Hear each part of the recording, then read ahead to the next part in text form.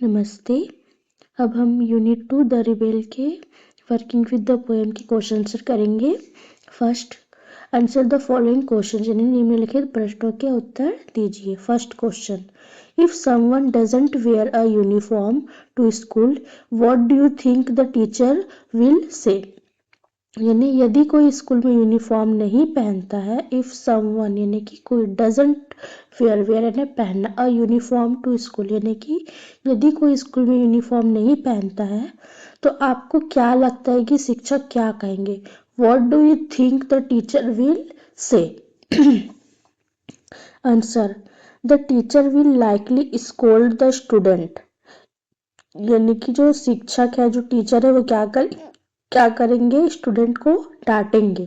The teacher will likely scold, scold यानी कि डांटना, द स्टूडेंट यानी कि स्टूडेंट को डांटेंगे। And call them a rebel for not following the rules, और नियमों का पालन ना करने के लिए उसे विद्रोही कहेंगे। एंड कॉल देम यानी कि कहेंगे उनको, रिबेल यानी कि विद्रोही, for not following the rules, rules यानी कि नियम, नियमों का पालन ना करने के लिए उसे विद्रोही कहेंगे। क्या कह रहा है?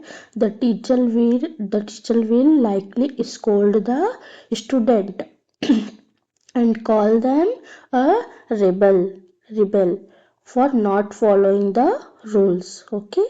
Second, when everyone wants a clear sky, what does the rebel want most? जब हर कोई साफ आसमान चाहता है, तो विद्रोही सबसे ज्यादा क्या चाहता है?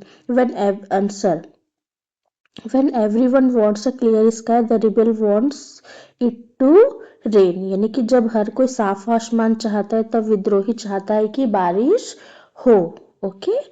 When everyone यानी कि हर कोई, wants यानी चाहना, a clear sky यानी कि क्लियर स्काई यानी कि साफ आसमान, क्लियर यानी साफ, स्काई यानी आसमान। द रिबेल वॉन्ट्स, रिबेल यानी विद्रोही, वॉन्ट्स यानी चाहना, इस वॉन्ट्स इट टू रेन यानी कि विद्रोही चाहता है कि बारिश हो।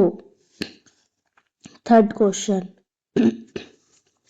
if the rebel has a dog for a pet, what is everyone else likely to have?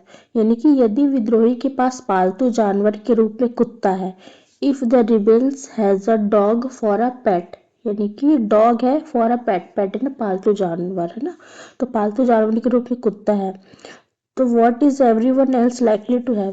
तो संभावना है कि बाकी सभी के पास क्या होगा? If the rebels has a dog, everyone else is likely to have a cat. यानी कि यदि विद्रोही के पास कुत्ता है, तो संभावना है कि बाकी सभी के पास बिल्ली होगी। Okay. If the rebels has a dog, everyone यानी कि बाकी सभी के पास, everyone else is likely to have a cat, cat है ना बिल्ली, तो सभी के पास क्या होगा? बिल्ली होगी। Why is it good? Sorry, next question, fourth question. Why is it good to have rebels? यानी कि विद्रोहियों का होना अच्छा क्यों है? It is good to have rebels because they think differently and provide a new perspectives to society. यानी कि विद्रोही का होना अच्छा है क्योंकि, because यानी क्योंकि वे अलग तरह से सोचते हैं। they think differently, different यानी कि think यानी सोचना, differently यानी अलग तरीके से, they think differently यानी वे अलग तरीके से सोचते हैं। and यानी कि और, प्रोवाइड यानी कि प्रदान करना, अ न्यू यानी एक नया, पर्सपेक्टिव यानी कि एक दृष्टिकोण, एक नया दृष्टिकोण, टू सोसाइटी यानी कि समाज को, यानी कि और समाज को एक नया दृष्टिकोण प्रदान करते हैं। विद्रोहियों का अच्छा है क्योंकि वे अलग तरह से सोचते हैं, they think differently and provide a new perspective to society, और समाज को एक नया दृष्टिकोण प्रदान करते हैं। Okay. Fifth question, why is it not good to be a rebel oneself? यानी कि स्वयं विद्रोही होना अच्छा क्यों नहीं है?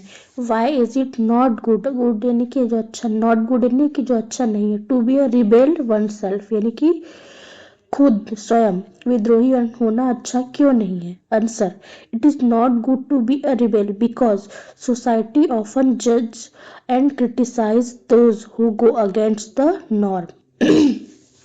यानी विद्रोही होना अच्छा नहीं है क्योंकि समाज अक्सर, it is not good to be a rebel यानी कि विद्रोही होना अच्छा नहीं है बिकॉज, बिकॉज यानी क्योंकि सोसाइटी ऑफन, ऑफन यानी होता है अक्सर, समाज अक्सर उन लोगों की आलोचना करता है जो स्थापित नियमों के खिलाफ जाते हैं। ऑफन जज, जज एंड क्रिटिसाइज यानी कि क्या करता है, उन लोगों को आलोचना करता है जो स्थापित नियमों के खिलाफ जाते हैं, those who go against the norm.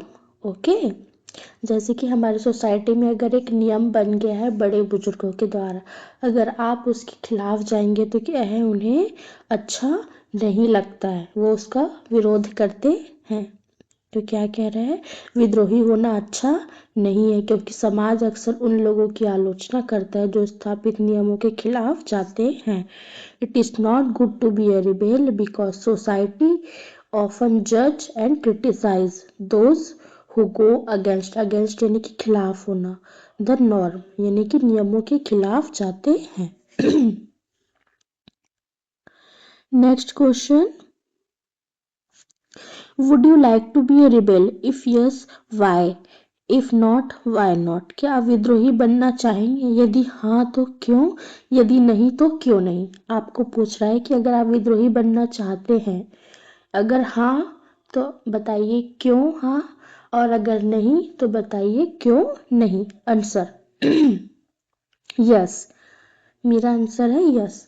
I would like to be a rebel to stand up for what is right even if it is unpopular, यानी कि मैं सही बात के लिए खड़े होने के लिए विद्रोही बनना चाहूंगा। I would like to be a rebel to stand up for what is right even if it is unpopular, यानी कि भले ही वह बात लोगों को पसंद ना आए। Okay, no, I would not like to be a rebel because I prefer to follow rules and live peacefully. और नहीं, मैं विद्रोही नहीं बनना चाहूंगा क्योंकि मैं नियमों का पालन करना और शांति से रहना पसंद करता हूँ। देखो, रिबेल एक सही चीजों के लिए रिबेल बनना अच्छी बात होती है। ओके, कभी कभी हमें स्टैंड लेना ही चाहिए, मतलब जो जिससे लोगों का भला हो उन बातों के लिए हमें रिबेल बनना चाहिए। और कभी कभी हमें जो नियम है उसे फॉलो करने चाहिए, तो इसके लिए नहीं। तो आंसर क्या आएगा, yes. I would like to be a rebel to stand up यानी कि खड़े होना, for what is right, what is right यानी कि क्या सही है। ओके, मतलब मैं सही बात के लिए खड़े होने के लिए विद्रोही बनना चाहूंगा। Even if it is not unpopular, it is unpopular यानी कि भले ही वो बात लोगों को पसंद ना आए। और दूसरे में है नहीं बनना चाहूंगा, तो no, I would not like to be a rebel because I prefer to follow rules and live peacefully. और नहीं, मैं विद्रोही नहीं बनना चाहूंगा क्योंकि मैं नियमों का पालन करना और शांति से रहना पसंद करता हूँ। Okay, second question, find in the poem an antonym, a word opposite in meaning, opposite word for each of the following words। यानी कविता में निम्नलिखित प्रत्येक शब्द के लिए एक विलोम विपरीत अर्थ वाला शब्द खोजें बोल रहा है। ऑपोजिट वर्ड यानी कि विलोम शब्द, आपको उल्टा उल्टा अर्थ बताना है। लॉन्ग का क्या होगा, शॉर्ट। ग्रो का कट, को सॉरी क्वाइटनेस का डिस्टर्बेंस, सोबर का फैंटास्टिक, लॉस्ट का फाउंड।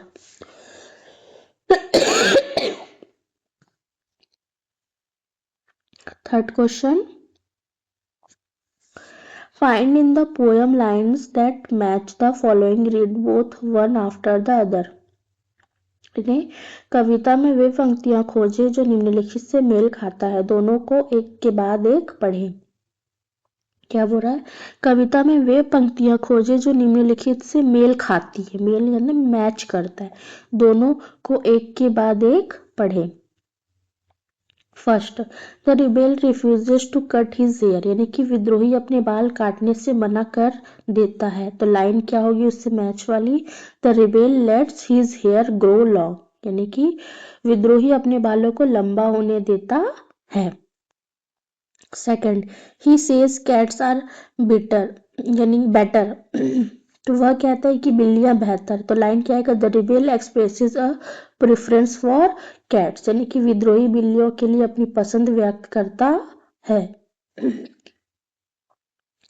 थर्ड, ही रिकमेंड्स डॉग, यानी कि वह कुत्ता की सिफारिश करता है। तो लाइन क्या होगी, the rebels puts in a good word for dogs, यानी कि विद्रोही कुत्तों के पक्ष में अच्छे शब्द बोलता है। Four, he is unhappy because there is no sun, वह दुखी है क्योंकि सूरज नहीं है। तो लाइन क्या कहता है विद्रोही, the rebel regrets the absence of sun, क्योंकि विद्रोही सूरज की अनुपस्थिति पर खेद होता है। Fifth, he is noisy on purpose, वह जानबूझकर शोर मचाता है। नॉइसी यानी कि शोर मचाना, ऑन पर्पस यानी कि जानबूझकर। तो लाइन क्या थी, the rebels creates a disturbance, तो विद्रोही अशांति पैदा करता है। ओके।